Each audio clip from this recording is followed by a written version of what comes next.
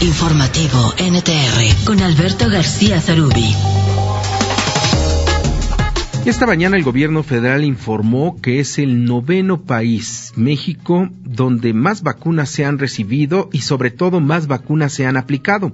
El 90% de la población adulta, mayores a 18 años, tienen, dijo el gobierno federal, ya por lo menos las 2 dosis de la vacuna. Dijo el gobierno que esto es una señal de confianza de los ciudadanos, de los habitantes de este país, a la administración federal. Pero realmente han sido efectivas la aplicación de la vacuna. Realmente la vacuna ya puede hacer que los gobiernos canten victoria en torno a el potencial del SARS-CoV-2.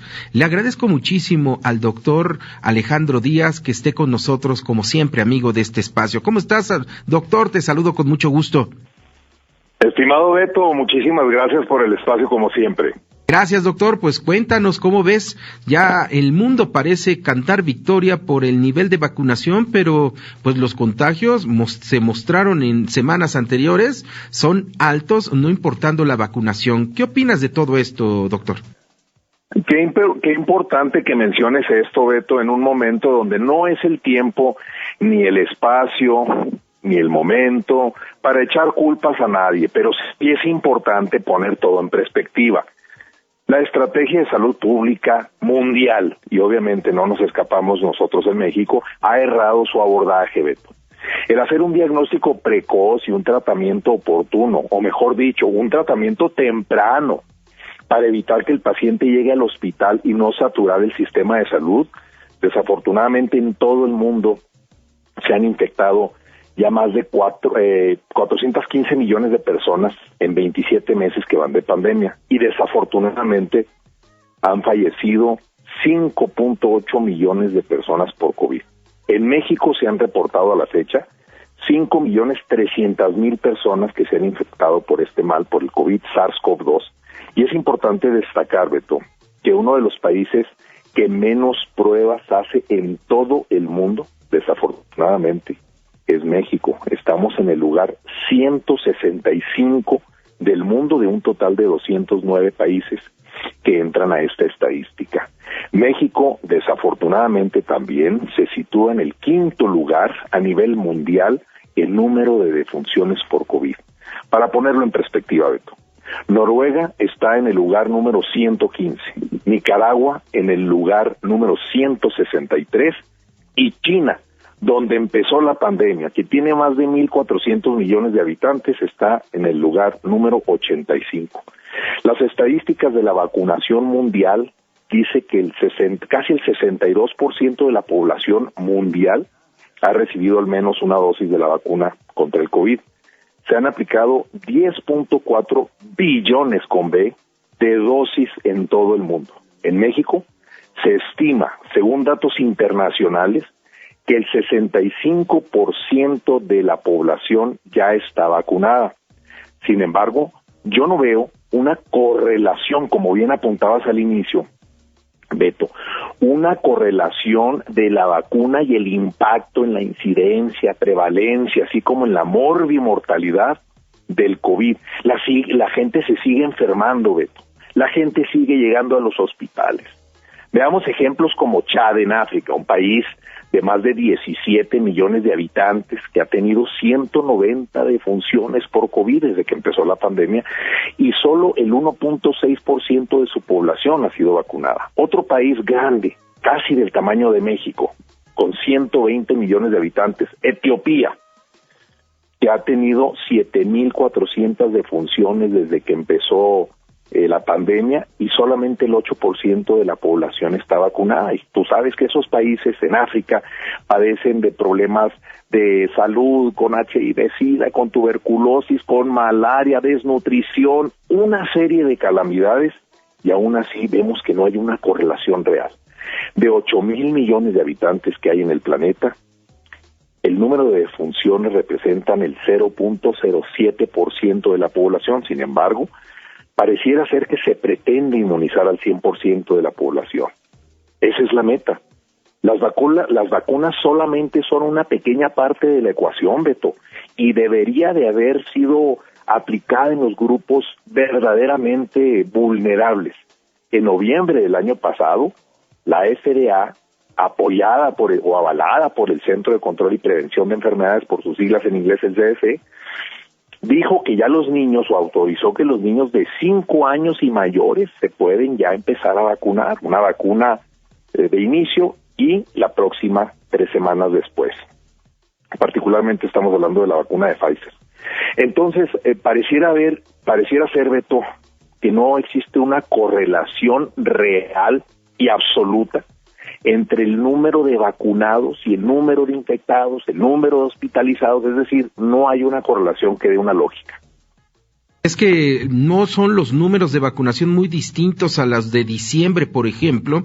Tenemos apenas un 9% de población adulta con un refuerzo y en diciembre la Omicron realmente puso en jaque a las autoridades de salud. La recomendación en ese momento, Alejandro, fue ya no se hagan pruebas, quien se sienta mal, dese por infectado, y esto lamentablemente no permite tener una realidad en las cifras. Si ya se llamó a no hacerse la prueba, pues cómo va a contar el gobierno y cómo puede hacer un comparativo.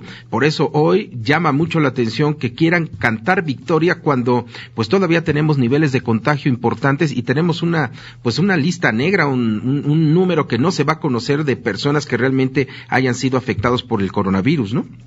De acuerdo, Beto. Omicron desde el 21 de noviembre, tú lo sabes muy bien, empezó ya, se descubrió, se describió por primera vez esta variante, pero hace unos días ahora la subvariante, ¿no? La subvariante de Omicron, la BA.2, que tiene 20 mutaciones, o sea, 30 mutaciones menos, afortunadamente, que la variante original de Omicron, que era la BA.1.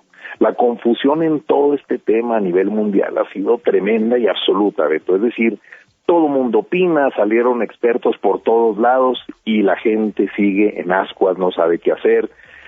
La buena noticia, Beto, lo que yo te podría decir como inmunólogo y médico global, es lo que yo estoy observando es que sin ninguna duda Omicron es una variante mucho menos agresiva que las anteriores, particularmente Delta. Tenemos que aprender a vivir con este virus como hemos vivido con muchos otros. Te pongo ejemplos muy sencillos. Cuando una persona, un niño particularmente en los grupos etarios tempranos de la edad, que se infecta con varicela, tú y yo lo vivimos de chavos, pues nunca te vuelve a dar varicela en la vida. Si a una persona la vacunan contra la varicela, nunca le da varicela en la vida. Es decir, hay un sinnúmero de cuestionamientos y un sinnúmero, lo mismo para el sarampión, las paperas, la rubeola y un largo etcétera del tema de las vacunas.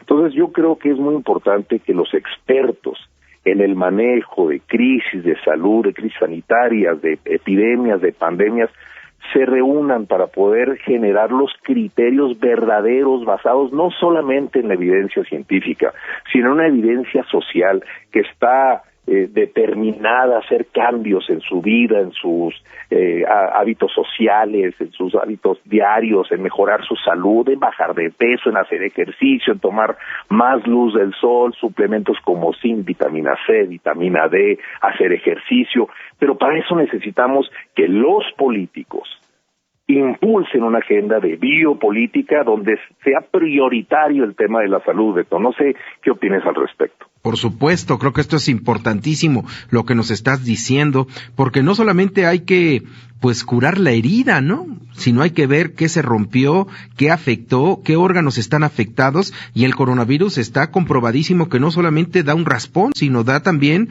una afectación a todo el sistema de salud y a todas las perspectivas. Por eso a mí también, Alejandro, y quería platicar contigo, se me hace muy temprano esta cantaleta de victoria hacia el coronavirus, porque tampoco sabemos si vendrá una variante donde nos vuelva a poner en jaque a todos, a encerrarnos y a cuidarnos más. Nada más preguntarte por último, Alejandro Díaz, el éxito de estos países que nos nombras, que han tenido números bajos de contagio y sobre todo de fallecimientos, ¿en qué están basando este éxito?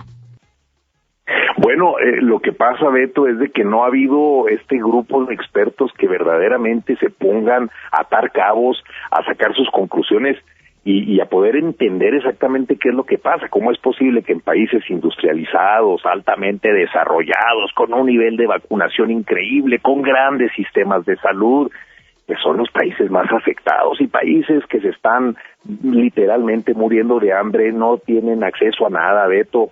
Sus tasas de mortalidad, incidencia y prevalencia son muy bajas. Digno de estudiar, Beto, digno de hacer foros, de abrir los micrófonos, de ayudar a la gente, a pensar, no decirles qué pensar. Mira, Beto, estamos viviendo realmente a nivel mundial y sobre todo en países en desarrollo y desarrollados, es decir, en vías de desarrollo y desarrollados, pues ya no le tendríamos que cambiar la nomenclatura de todo el tema del sistema de salud. Estamos viviendo un sistema de enfermedad. Si viviéramos un verdadero sistema de salud, mira, cuando el médico ya está tratando a un paciente, ya vamos tarde, Beto. La clave es la prevención. Vamos a prevenir, así vamos a desarrollar sociedades más proactivas, activas, felices, con salud, mejores países, mejores naciones, Beto. Sí, tienes muchísima razón, Alejandro Díaz, inmunólogo y experto en medicina global, y te agradecemos como siempre que platiques con el auditorio de la segunda emisión de Informativo NTR. Muy valiosa tu participación, Alejandro, muchísimas gracias. Beto, te agradezco por ser un gran periodista y sobre todo un periodista muy preocupado por la salud. Lo aplaudo desde acá y te mando un fuerte abrazo. Gracias, muchísimas gracias, Alejandro Díaz, inmunólogo y experto en medicina global. Sigue a Alberto García Zarubi en Twitter, @AGZarubi.